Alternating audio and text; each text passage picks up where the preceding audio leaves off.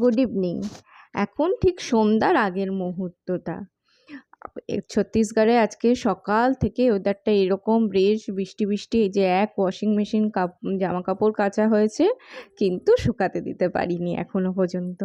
আর এইরকম ওয়েদারে তো আমার মতন চা কফি লাভারদের একটুখানি চা কফি কিছু একটা খেতে ইচ্ছা করে, তো ভাবলাম একটুখানি নিজের জন্য কফি বানিয়ে নিই।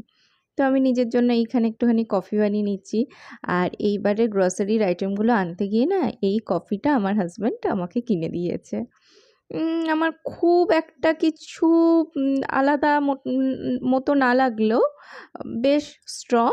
আর যেহেতু বেশ স্ট্রং তাই জন্য অল্প একটুখানি আর কি লাগে কফিটা। আর আমি একটুখানি না চিনি নিই, মানে ব্ল্যাক কফি হলে আমার চিনি লাগে না, কিন্তু আজকে একটুখানি বেশ সুন্দর করে দুধ দিয়ে খেতে ইচ্ছা করলো, তাই জন্য আর কি বানিয়ে নিচ্ছি নিজের মতন করে একটুখানি। আর এই যে সুন্দর করে এখানে ফ্লাটারটা দিয়ে বানিয়ে নেব আমার নিজের মতন 1 কাপ কফি।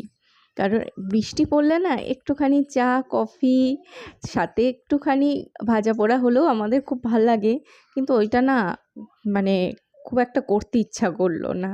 তাই জন্য ভাবলাম যে 1 কাপ কফি আর 2টা বিস্কিট নিয়েই বসি এই টাইমটাতে, কারণ এরপরে তো হাজব্যান্ড অফিস থেকে চলে আসবে, তো তার সাথেও একটুখানি চা খেতে হয়, তাহলে তারও ভালো লাগে। আর দাঁড়ান ডাইনিংয়ে লাইটটাগুলো জ্বালিয়ে দিই।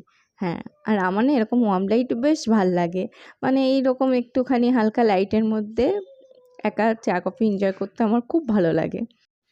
আর এই জানলাটা দিয়ে না বৃষ্টিটা খুব ভালো দেখা যায়, তাই জন্য ভাবলাম এইখানে বসেই খাই আর বৃষ্টিটা ভালো করে এনজয় করি। চলুন টাটা।